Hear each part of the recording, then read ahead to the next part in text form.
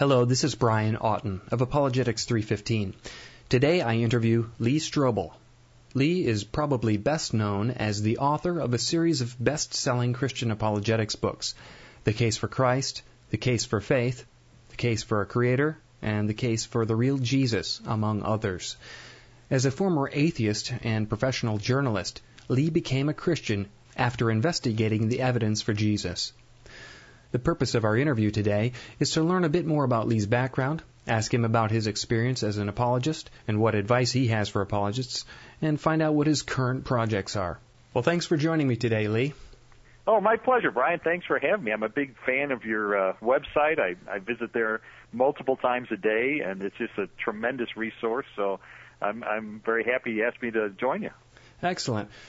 Well, Lee, this interview is particularly special to me as it seems in my mind that you've been one of the most influential popular apologetics authors, at least in my time. I think there must be countless up-and-coming apologists who maybe they got into the field from maybe reading Case for Christ or Case for the Creator. So my question first is, since you wrote Case for Christ back in '98, what sort of response have you had from those who've read your books? Oh, man, Brian, it's been the ride of a lifetime. It really has. It's far exceeded anything that I anticipated. I can see God's hand in the project in remarkable ways from the beginning. There's an analogy I like to use from baseball because I'm a Chicago Cubs fan. And in Wrigley Field in Chicago, when sometimes a batter will hit the ball and it'll be a high fly and the outfielder will easily catch it. But then sometimes he'll hit the ball no harder, and yet the wind in Chicago will take that ball and take it out onto Waverland Avenue for a home run. And that's sort of the way I feel about this book, because I feel like, I hit the ball, but the Holy Spirit has just taken this project, The Case for Christ and the other case books, and just done something that went far beyond what my puny efforts were, and have taken it to heights that I never would have anticipated, and that I can clearly attribute to God because I know it wasn't me. When I look back on The Case for Christ, when I wrote it, I was working a full-time job at Willow Creek Church, which was very busy, and I took some weekends and some vacation time and some evenings, and I wrote that book, including all these interviews, in less than 6 months. And I look back and I say, well, that's not possible. I mean, how can you do all that in 6 months just on a part-time evening and weekend kind of basis? And again, I look at it and I go, it was only God. And for whatever reason, God has anointed this project in ways that I certainly don't deserve, and has really done things that have amazed me. We've had so many amazing stories through the years. I'll just give you a couple of funny ones. We had this one guy who went to a bookstore in the Chicago area to look at a magazine on astronomy because he was an amateur astronomer. And he takes the magazine and he sits down on a bench to look at it, and he sits on a book, and he pulls the book out from underneath him, and it's I think it was Case for Christ, one of my case books. I think it was The Case for Christ. And he looked at it, and he thought to himself, I'm an atheist. I don't believe this stuff. And he kind of tossed it aside. But then he said, for some reason, I just felt compelled to pick it back up and to buy it and to read it. And he said, that's what clinched it for me, and I ended up coming to Christ. And I go, well, I mean, how do you explain something like that? It's just amazing. I had another kid come up to me, and he said, I was in Florida on spring break, and I was drinking. I was hungover. It was early morning hours, and I'd been drinking all night. I felt terrible about my life, and I had so many questions about God. I wanted to believe, but I couldn't. I had too many objections. And he said, I'm walking down the beach, and I found something half buried in the sand, and I pulled it out, and he said, it was a copy of your book, The Case for Faith. And I picked it up and I read it, and it dealt with the exact objections that were keeping me from God. And he said, that's the day I gave my life to Christ. So it's just amazing to me how God has used this book. And, Brian, I'm an evangelist who uses apologetics. And so the biggest thrill for me is when I hear stories of people coming to faith, because God used the book to maybe answer a question or point them toward evidence that they needed for their own use. But I'll tell you the one most unexpected thing, and I think there's a bit of a lesson here for apologists, was when I was interviewing one of the scholars for the Case for Christ. I stopped the interview because I had to change the tape on the tape recorder. And during that break, he said to me, Lee, nobody's going to read this book. I said, what do you mean? He said, well, we live in a postmodern world.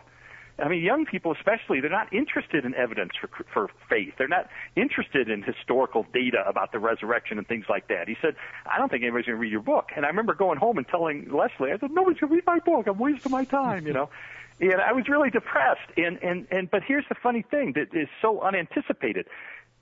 Since the Case for Christ came out, the single biggest group of people who have communicated with me that God has used it to bring them to faith are 16 through 24-year-olds, which are, the very people that this scholar, this expert thought didn't care about this stuff. And the truth is they do care.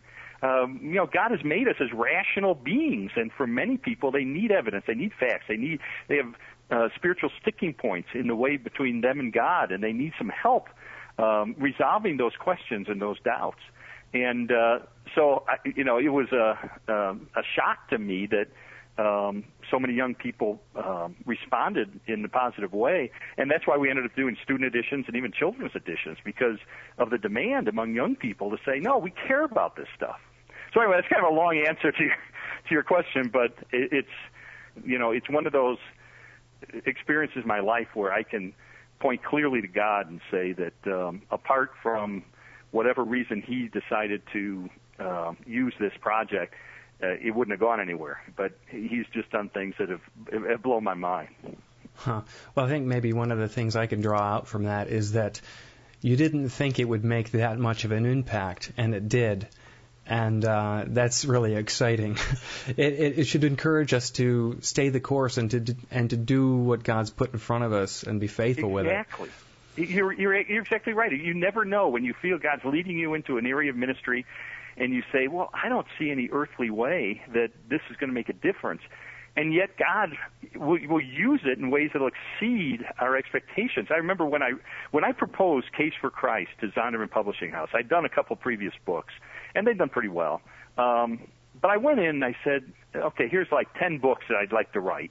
And one of them was on apologetics. One of them was Case for Christ. And I thought there's no way that they're going to publish this book because the rap back then was apologetic books don't sell. So I thought a publisher's not going to be motivated to publish a book on a topic nobody's going to buy. And yet they looked at me after I cast a vision for this thing and said, that's the book. They want you to do that book. And I thought, well, okay. Well, they don't sell. Apologetics is, not an area that I can expect to have great results in terms of readership. But, God's opening this door, and who knows what's going to happen.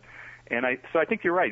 When God opens a door, you go through out of obedience and trust that He's going to use it in ways that He wants to use it for His glory. Well, Lee, for those who maybe haven't read Case for Christ or the other Case for books, you were formerly an atheist and also a journalist with the Chicago Tribune. And so you set out to investigate the evidence for Jesus. I won't go into it. I'll let you recount that if you could just briefly for those who aren't familiar with your story. Yeah, I was an atheist since I first called myself an atheist in high school, and thought that the idea of an all-loving, all-powerful, all-knowing creator of the universe was just absurd. Wasn't worth even my time to consider. I had married a woman who was agnostic. She was just kind of spiritually confused. And so it was a neighbor who reached out to my wife. My wife gave her life to Christ, which I thought was the worst news I could possibly get because I didn't want to be married to a holy roller. Somebody's going to, spend all their time on Skid Row serving the poor or something. So I was really, honestly, I thought I was going to divorce her.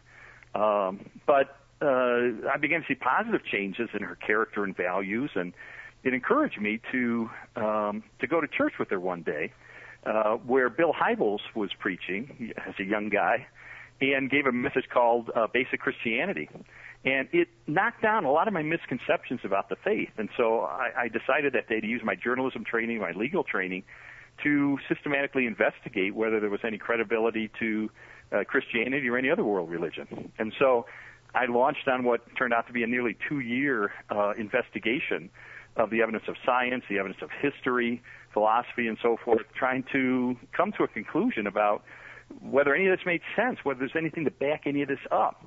And so on November the 8th of 1981, alone in my room, just kind of sifting through all the data I'd collected over that 2 years, I came to the conclusion that in light of the evidence, it would require more faith for me to maintain my atheism than to become a Christian. So I realized that, Jesus not only claimed to be the Son of God, he backed it up by returning from the dead. And then I recalled a verse that a Christian had pointed out to me earlier, John 1:12, says, "But as many as received him, to them he gave the right to become children of God, even to those who believed in his name." And so I realized, okay, I got the believe part down, but now I need the receive part. And that's when I repented of my sin, received forgiveness through Christ, and my eternity changed, and my life changed in ways that I never foresaw, because I love my work in journalism. I love the Chicago Tribune. I love the big city competitiveness of that environment.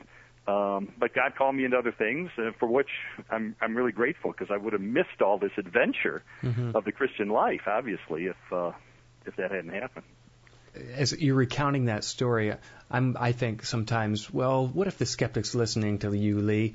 I'm thinking, has anyone ever come up to you and said, well, Lee, that's a nice story about you looking at the evidence and coming to Christ, but you really just made that change because of your wife or your own personal reasons, or you're having a midlife crisis or something. What's your response to that? I mean, obviously there are many factors that go into those sorts of things, but what's your response to the skeptical objection like that? I actually have seen somebody online who said, "Oh, Strobel just became a Christian because he was afraid his wife was going to leave him," or something like that. And I just kind of shake my head thinking, man, you should talk to my wife. I mean, it's just not the way it went down.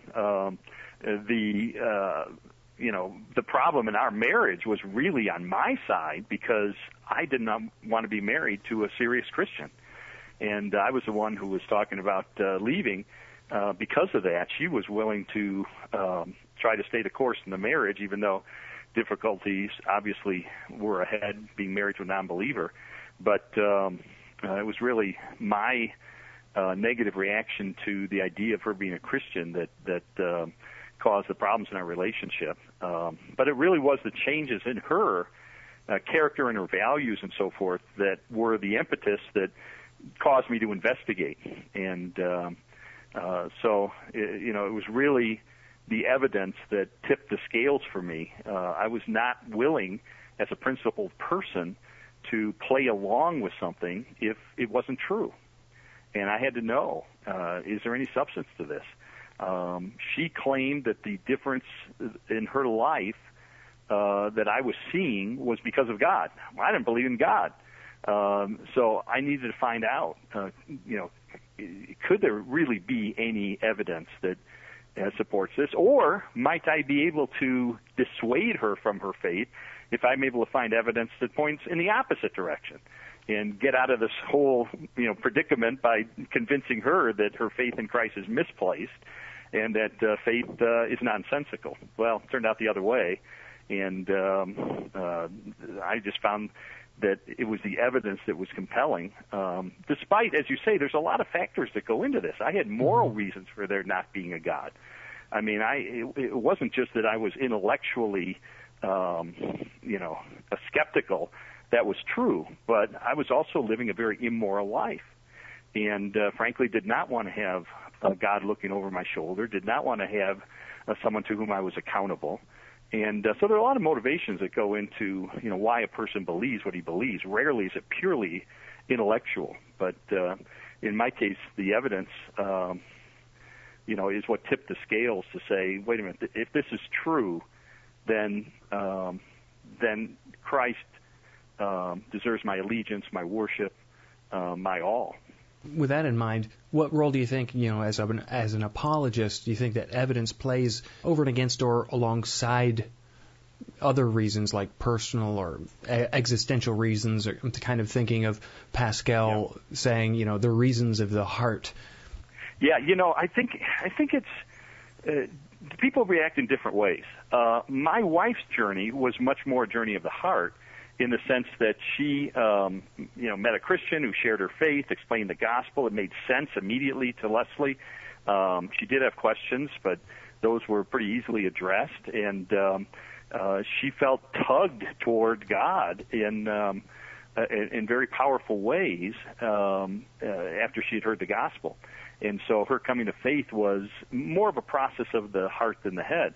I was different, and I needed, because I had so many intellectual obstacles in my way, I needed resolution to that before I was willing to take a step of faith in the same direction the evidence was pointing by putting my trust in Christ.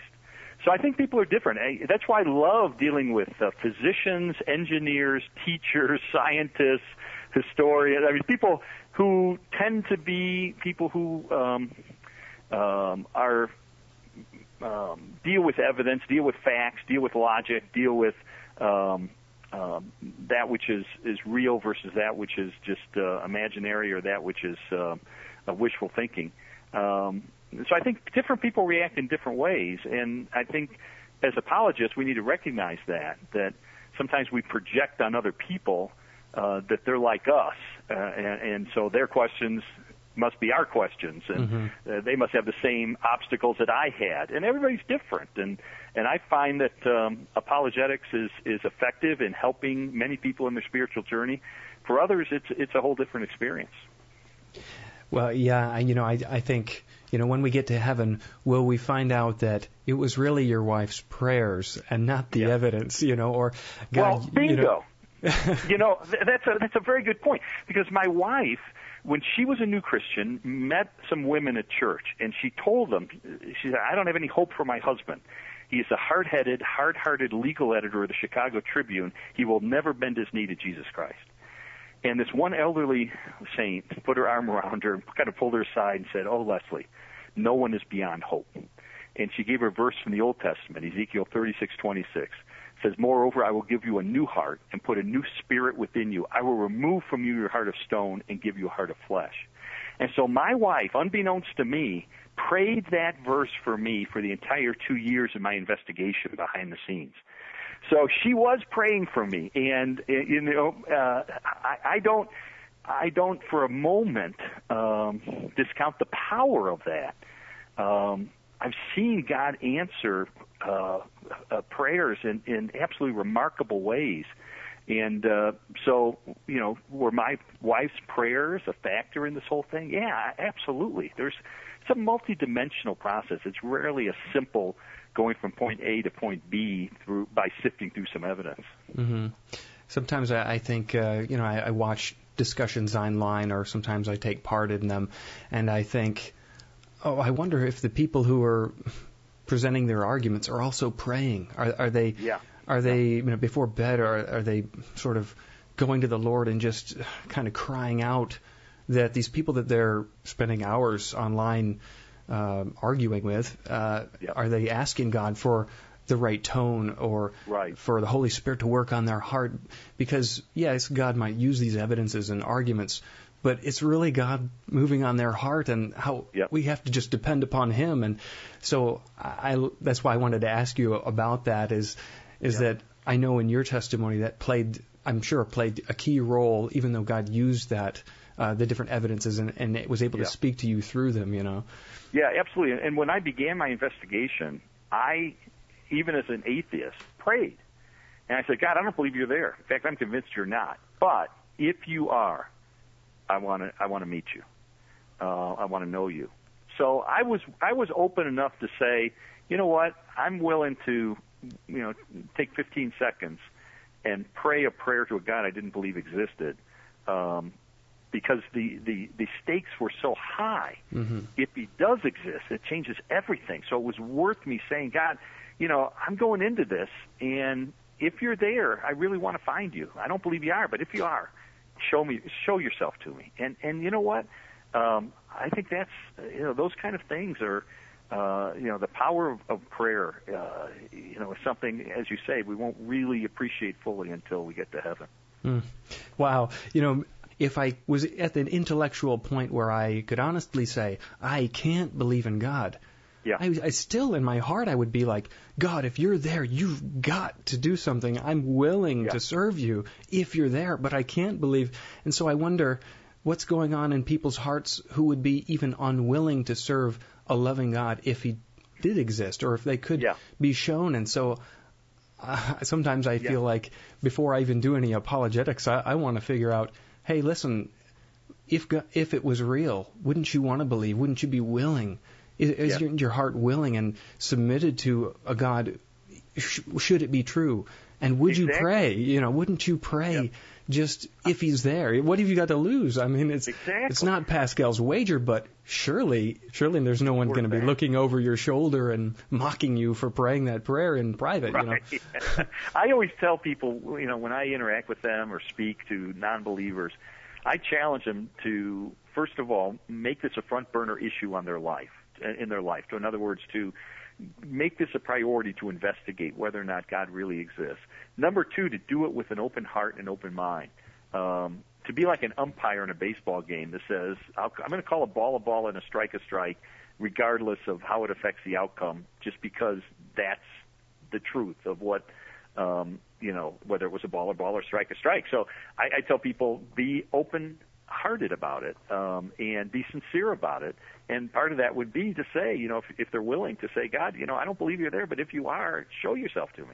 So I want to be open-hearted and sincere about it. And then third thing I encourage them to do is to say, once the evidence is in, once you'll never exhaust every question you possibly have, but once you have enough evidence, be willing to reach a verdict. Because you can go out the rest of your life asking questions. At some point, as I did on November the 8th of 1981, I had to sit there and go, let me reflect on this evidence I've seen and reach a verdict based on the facts that I've collected during this nearly 2-year investigation. So I try to encourage people along those three lines, and most people are willing to do that. Well, Lee, I want to shift gears now. I want to ask you about, one of the things that I find that's so great about your work is that you've had what I see as a privilege of being a popularizer, and that's not to use the word in any negative connotation whatsoever. And that is, you're taking the scholarly and you're bringing it to the level of the layman. You're putting the best of scholarship within reach in an approachable way to a popular audience. And I think, not everyone can be an expert. So, Lee, what encouragement would you have for apologists to go ahead and be popularizers, if you will? Yeah. We're fortunate, especially these days, to have so many scholars who are doing the hard work of the intellectually, in a rigorous way, analyzing historical, scientific evidence. And so, and we ought to be grateful to them. We ought to be encouraging them. We ought to be supporting them in what they do. And, I'm not a scholar, and I'll never be a scholar. I'm a journalist. I ask questions. I investigate. I try to write something that the average person will understand, appreciate, and respond to. And so, I have great respect for the scholars that I deal with. I always compensate those that I interview because I think it's only fair that they're compensated for their time and their expertise. And I always give them credit. I always want to make sure that people understand that this is based on the research that they have done. And obviously they're more credible than me, having earned PhDs and studied this kind of stuff on a scholarly level for a long time. So the problem is that there are many, many scholars out there who cannot communicate to average people. I mean, that's just the reality of it. We do have many who can. I mean, we have great scholars like, J.P. Moreland or Craig Hazen or Mike Lacona, Bill Craig, Gary Habermas. I mean, there's a lot of these guys who are respected for their scholarship, but can also get up before a group of average people and communicate what they believe, which is, God bless them. I love that. But there's others, and they're equally brilliant, and they live in this academic world, and that's where they're suited. And and they're really good at writing articles for scholarly journals and writing these books that are so heady that the average person just can't get it. And what I've seen my role in the kingdom as being is someone who, having the background of a journalist and with law training, to be able to sit down with these people and ask them questions, having read their work as best I can and try to approach it as what are the questions I, as a fairly typical person, would have, and then try to force them to, the old saying, put the cookies on the bottom shelf, make the material accessible to average people. And then I try to present it in a unique way, organize it in a unique way that reflects who God's made me to be, and communicate to a larger audience. So I think that, when you said you're a popularizer, and I don't want that to be a negative. Well, I don't take it as a negative at all. I mean, we all have our roles in the kingdom, and mine happens to be someone who kind of fills that gap between scholarship and popular writing, and I'm grateful God uses me in that way. And the other thing is, there's some scholars who are very narrow in their area of expertise, and so you have to be aware as you access scholarship to try to popularize it, that not just because a person has a PhD doesn't mean they know everything about all topics. And so you have to really go in and talk to them about the areas that they're particularly knowledgeable about and passionate about, and then put that as part of a mosaic that then can be communicated and put together with other scholars to present a compelling case for the faith, which is what I try to do in my case books. Mm-hmm. Another way you're continuing to do this is with your writing. You're going to release a new novel called The Ambition. Okay, right. So I'm reading it right now, and good. It's great. I love it. Thanks. I don't want to give anything away, but go ahead and just describe what the novel's about in your own words. Yeah, my daughter's a novelist, and she's written probably 5 novels that have a Christian thread through them. But she's able to reach people I can't reach. I mean, there's certain non-believers who will not pick up a book called The Case for Christ. I mean, they're not going to do it. But they'll read a novel. And so I was kind of inspired by my daughter and thought, what if I could expose a whole new group of people to evidence for the faith and some of these issues by wrapping the Christian message in a compelling piece of fiction that they would be more willing to access. So I wrote this book called The Ambition, and it's kind of a John Grisham legal thriller. It's got a corrupt judge in a crime syndicate murder case. It's got a disillusioned pastor who's hungry for power. It's got a cynical newspaper reporter who's sniffing around for a scandal at his church. There's a gambling addict who secretly has tape recorded a payoff to a judge, and everybody who kind of gets near that tape, their life is in jeopardy. The book starts with a murder, and so there's mayhem and corruption, and so I try to write what I knew about, because having been a journalist in Chicago, I covered the crime syndicate, I covered a lot of the crime syndicate trials, and I covered the corruption cases involving the judiciary. Some of the judges that I knew ended up in prison because they turned out to be corrupt. And so I tried to take what I had experienced in Chicago as a journalist, mix it with my experiences as both a spiritual seeker, because I do have a character who's a newspaper reporter who's skeptical and looking for a scandal in the church, and also my experiences in ministry, because I have a pastor who is sort of become disillusioned about the church, but he thinks that maybe politics is the answer. And so I try to mix all that together into a story that I'm hoping will reach a new audience. And it's not didactic. It doesn't hit you over the head with the message. But I'm hoping to open up some people to some of the issues involved with the Christian faith. And so we'll see what happens. I had a lot of fun writing it. It was incredibly difficult. It was a lot of fun at the same time. And I just signed to do a sequel because I love the characters so much, and those that I haven't killed off for the next book, I really want to spend some time with them. So I'm actually in the process right now of writing a sequel. In part of the book I'm in, just killed one of them. And, did I? Yeah, sorry about that.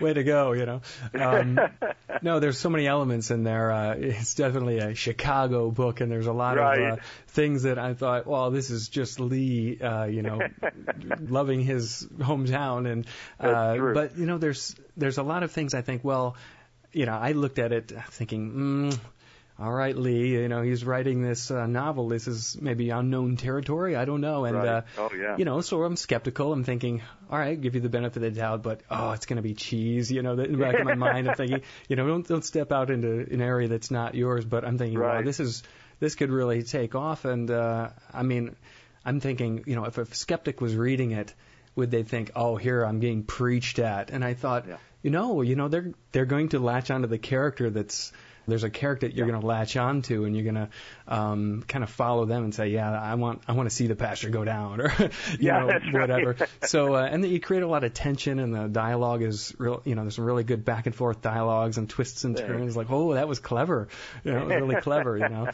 So I'm really looking forward to finishing that off soon. Thanks. It's been, you hit on the exact challenge, which is, I'm known as a Christian writer. How do I write something that won't be seen as cheesy or won't be something didactic, won't be hit you over the head? And so it is a challenge to try to say, as an evangelist, as an apologist, how can I write something where I ratchet back the hit you over the head factor, but try to create characters that people will relate to and deal with issues like pain and suffering and like spiritual seeking and like corruption and like the possibility that miracles might actually take place, and to talk about the church. And one of the themes of the book is that even though this pastor's become disillusioned with the church, that in the end, the church is special. The church does play a central role in the world and ought to. And so there are these subtle themes that I hope people pick up on. Although you can read it just on the one level, and I hope just enjoy it as a thriller with a lot of twists and turns. Yeah. Well, that was my next question was going to be, what's your goal in writing it? Because I couldn't come to the interview having half read it or a little bit more at this point and say, oh, Lee, I see that your goal in writing this is simply to say blank. I don't. Right. It isn't a book like that, and so I think you've kind of answered the question of your underlying goals. But I'll leave it at that, and I really hope that people will pick it up. Some of us apologists, we think that if we're reading a novel, we're really wasting our time because we could be reading logic or philosophy. Brian, that's such a good point, because I've got a friend who's a brilliant guy, Harvard educated, just a brilliant guy, and he never reads novels. And I said, why not? And he said, because they're not true, and I don't want to waste my time with them. And, having written a novel, I can honestly say there are parts of that book that are truer than any of my nonfiction, because just because it's fictional doesn't mean truths can't be communicated. And so I hope to do that in a fun and interesting and engaging way. But the one thing I'll mention too, Brian, that's kind of different. In fact, Publishers Weekly just did an article on this because my book is one of the first to do this. As when it comes out on May 17th, as people read the book, if they have the print edition, there's little icons every once in a while in the book. And if you take your smartphone, your iPhone or whatever, and you click on it, up will come a video. And in that video, I kind of give a little background. Like you mentioned Chicago hot dogs. There's a little scene in the book where I talk about hot dogs. Well, all of a sudden, the video will come up of me in Chicago at a hot dog stand talking about hot dogs and the whole Chicago experience. And it's only about a 60, 90-second clip. But we've got about a dozen of those through the book, and it adds some background. Like I'll talk about a real murder case, like the Harry Alleman, who was a crime syndicate hitman in Chicago, whose life I covered a lot when I was a reporter. And I'll mention him in passing in the book, but then if you click on the icon, I'll come up and I'll kind of give the rest of the story and the time that Harry Alleman confronted me and the murders he committed. And it's all shot on scene in Chicago, so it's got cool Chicago settings. And then if you read the ebook edition, like on an iPad, you can kind of click on hyperlinks as you go, and the videos will come up. So anyway, it's something we thought we'd try and see if it resonated with people. Well, I like it. Thanks. Now I'm thinking about how you've used your writing gift and your passion in that area of apologetics to create something that reaches the world. In this case, a novel. What are other areas that, if you're speaking to other apologists, they've got gifts, maybe it's different communication gifts or you name it. What are the different areas that you think that there's a lack or there's a place where we can reach culture? Yeah, wow, great question. You hit on it, I think, in the question when you said, what areas are they kind of feeling drawn to or where do they feel gifted and so forth. I think, God has given us a wide spectrum of apologists. And I celebrate every single one of them. You've got a list of 100 or so on your site, and I probably know several hundred beyond that. And I celebrate every single one of them. And they all bring something different to the table. You've got this incredible website. That is nothing I could ever have done. And yet you've created a training, equipping, encouragement, educational, topical website that is serving people all over the world. And I'm thinking, God bless Brian, because I couldn't do that. And, I write books. That's my background, and that's what I was trained in. That's what I enjoy. Other people have other niches that they fill. Mike Lacona, my friend, and Mike, he loves to debate. I'm not a good debater. I'd be terrible at that. I'm not a scholar. But I sure cheer on Mike as he does that, and Bill Craig and others who debate. So I think the important thing is to say, as an apologist, what is the niche that God is calling you into? What area? Is it technology? Is it more relational? What is it? Is it speaking? Is it more one-on-one? Is it whatever it is? And then say, God, expand my horizons. Help me think outside of the box. Help me to innovate something. Help me to try something new. And in whatever niche that God has put you in, and you've done that with your website. You've created features and that I never would have thought of. I thought, wow, this is great. He's got all these things I can click on and get instant information and so forth that I never would have anticipated. But God has opened your thinking to say, how can I maximize the internet to encourage and foster more effective apologetics? So I think each one of us, in whatever niche we're in, just need to say, God, help me think beyond the obvious. And some of that will be technology, but a lot of it, I think, is going to be more in the relational area. I think the relational side of apologetics is where the cutting growth is. I'm a big supporter of small groups for non-believers. My good friend Gary Poole wrote the book Seeker Small Groups, which is how to do a small group for non-believers. I think it's phenomenal. I hired Gary in Chicago when I was part of Willow Creek Church there, and before long we had 1,100 non-believers in these groups. And as we tracked them over time, we found the conversion rate was 80%. 80% of the non-believers who joined a group and stayed with it came to Christ. Well, that's remarkable. And, that's an area that Gary is called to kind of innovate in. And I'm kind of propagating the discoveries that we make in that area because I think it's where one of the cutting edges is. So it doesn't have to be just merely technology and media. It can be and should be relational and personal as well. Yeah. The idea comes to mind of find your passion, find your gifting, and put them together, and you might just find your calling, Yeah, that's exactly right. Yeah, now, I mean, God, I think God, sometimes we think, well, man, is this really what God's called me to do? Because I really enjoy it a lot. Yeah. And I think, He gave you that passion. He gave you that desire. He's given you gifts and abilities and background and experiences and temperament and so forth and shaped you to make a contribution to the kingdom. And if you enjoy it, it's probably a product that, you're probably doing what God's calling you to do. Well, let me ask you about your experience as a journalist and what, from a journalism perspective and a researcher, what sort of advice do you have for apologists?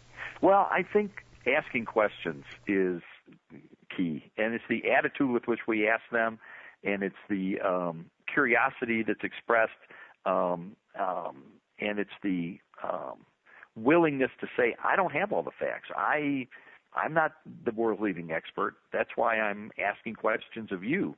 And to say, sometimes you'll see a television journalist and he'll be doing an interview with somebody, and you feel like he's giving more of his opinion than he's getting from the person he's interviewing, because his real desire is to show how much he knows. And I think a good journalist comes in not to try to show how much they know, but to really elicit knowledge and data and information from a source in order to be able to understand it and then communicate it effectively to others. So that's what I try to do when I talk to other apologists. I want to not talk so much about what I'm doing as I want to talk about what are you learning and where are you growing and where do you see God blessing your ministry and where are the cutting edges and growing edges of apologetics in your particular experience. So I'm always asking questions because I really truly want to learn. And I know I don't have all the answers, and yet I know as a journalist that there are answers out there. And one of my joys in journalism was to get a tip on a story and then explore it and investigate it and find the story and publish it and have a big impact as a result. And I love that in the world of apologetics as well. When we have, for instance, some claims of an archaeological discovery, as we've had recently in the Middle East, to be able to say, wow, could that be true? Well, let's find out. Let's interview scholars and experts and really get to the bottom of this whole thing. I don't have all the answers, but I know people who are really smarter than I am and more educated, and they very well might.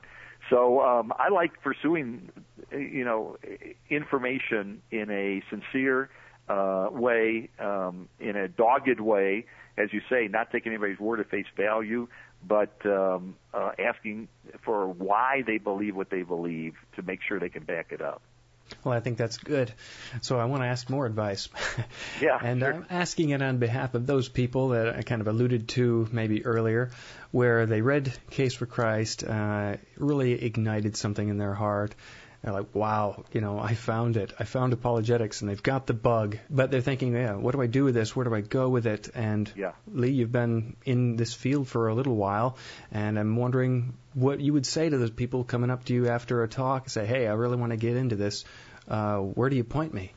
Yeah, and I do get people who say that, and I just want to give them a hug and say it's fantastic, especially I get excited when a woman comes up and says, I feel called into apologetics, because we don't have a lot of women apologists, and I'm not totally sure why that is, but I really try to encourage women to pursue this field. We need more women apologists. We need apologists of all kinds, but I'd say a couple things. First of all, there are wonderful educational opportunities now to really get a good grounding in philosophy of religion and apologetics. Some wonderful educational institutions. I'm a huge supporter of Biola University and Talbot School of Theology. In fact, I just did a radio commercial that's going to be airing around the U.S. Soon, promoting Biola. I just think it's a tremendous resource for the kingdom with great people, great scholars who are passionate and sincere Christ followers who can really they're a great resource to go to for growth and education in the area of apologetics. There's a lot of online opportunities now to pursue further education, to get a master's degree or whatever, to grow in our knowledge. The other thing I'd say to people who feel called into it is don't forget that apologetics is a handmaiden to evangelism. Mm-hmm. I think one of the heartbreaking things is sometimes you'll see people who are really smart people, and they become aficionados of apologetics. And they study and study and study, and they read all this stuff, and they learned all this stuff, and they've got all this knowledge, but they don't do anything with it. And they've sort of cut themselves off from everyday people and the lost who God has called us to reach out to. So the one thing I'd emphasize is that apologetics is a tool in evangelism, and that our ultimate goal is to see people come into the kingdom of God. And apologetics is one way that I think the Holy Spirit draws people into the kingdom. That it's a mechanism by which questions are answered and people are assured of the evidence and so forth.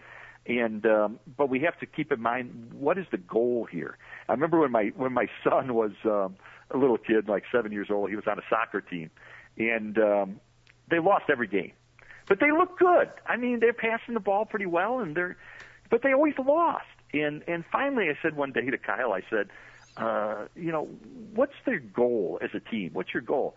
And he said, oh, well, the coach says the goal is to control the ball. And I said, well, that's the problem. The goal is to put the ball in the net. And you do that by controlling the ball. And it's the same thing with evangelism and apologetics. Our goal should not be to become brilliant apologists. Our goal ought to be to help people come into the kingdom of God. And we do that often by studying and learning, but we don't stop there. We want to be involved with ministries and churches and opportunities personally where we're engaging with people with questions, helping them in their spiritual journey, and encouraging to put their trust in Jesus Christ. So I really like to emphasize that head knowledge is fine, but until we put it into action in terms of leading people to Christ, I don't think we're using apologetics the way that it could be maximized. Now, Lee, you've got some things that you're currently working on, and you've mentioned to me the Institute at Cherry Hills. I want you to talk about that and what you're doing lately. Well, I really believe in apologetics being part of the local church, and I know that's your heartbeat too, and I hope it's everybody's heartbeat. I think parachurch organizations have a huge role to play and are very important. I support many of them personally and financially. But I believe in apologetics in the local church. And so as I moved to Colorado from California about 18 months ago, because my grandchildren are here, and I really want to play a role in the spiritual life of my grandchildren. So we moved out here to be near them, and all three of our granddaughters now live in the same neighborhood, and we're able to play a role, Leslie and I, in their development, which we love. But we wanted to be part of a local church here. And so Mark Middleberg, who's been my ministry associate for about 25 years, and he moved out here as well, have connected with a church called Cherry Hills Community Church in Highlands Ranch, Colorado. And we started what's called the Institute at Cherry Hills. And the goal of the Institute is to try to innovate new ways that local churches can use evangelism and apologetics to reach their communities for Christ. And so we want to try things. It's like a petri dish. We're going to do a bunch of things that don't work, and that's fine. But we're hoping that God will bless certain things, and then we'll be able to tell people, hey, we tried this here. Maybe you should try it in your church. And so we're doing all kinds of things in terms of apologetics and evangelism. For instance, we're starting seeker small groups. Small groups are non-believers to try to innovate new kinds of groups and new approaches that could be used to lead people to Christ. We've got a team of impassioned evangelists at the church. We had 300 people at our last meeting, and we're building a team out of that. We'll have an apologetics group out of that will have a role in the church. And so we're just trying new things, and we hope that we're not alone in this. I hope that everybody who's a Christian is part of a church and trying to help that church be effective in evangelism in their community and trying new things and going out on a limb spiritually and seeing what God blesses and then telling the world when something works and God's blessed it to say, hey, by the way, we tried this and here's what happened. And other churches could say, wow, we could do that too. So that's one of the things we're doing. I just do it as a volunteer, but I do it because I'm passionate about seeing local churches effectively reach our neighbors and friends and colleagues and family members with the gospel. Well, if someone wanted to find that online, where would you want to point them? Yeah, you can go to chcc.org. That stands for Cherry Hills Community Church, chcc.org. And or you can just type in the Institute at cherryhills.com, and it'll take you right there. And you'll see there a bunch of resources that what we're doing and trying, anybody who's in Colorado, all of our meetings and training sessions are open. Anybody wants to come, so we'd love to serve other churches if we can. We did a thing recently where we had about 1,000 pastors from Colorado join us for a one-day conference on evangelism. It was totally free. We did it at Colorado Christian University and did a whole day of training and encouragement and motivation and practical help to local churches, trying to help them be more effective evangelistically. And so anybody who's in Colorado is more than welcome, but, you can stop by our site, or you can read about what we do in our newsletter. Well, I was just going to say, for those people who aren't in Colorado, you've got this great newsletter, and I've been getting a few issues so far. So tell people what that's about, how they can sign up, and also your website. Yeah, I've just started this newsletter. We just came out with the second edition, and it comes out every 10 days to 2 weeks. And it's on apologetics and evangelism, and usually there'll be a lead story that I'll write or have somebody write that will be on that topic. And then I do Q&A where people write in questions and say, well, what about this or what about that? And I try to research and answer and provide that. I have notes on things going on around the world on evangelism and apologetics and links to things and so forth. So it's meant to be a resource that will encourage Christians in their own personal apologetics and evangelism.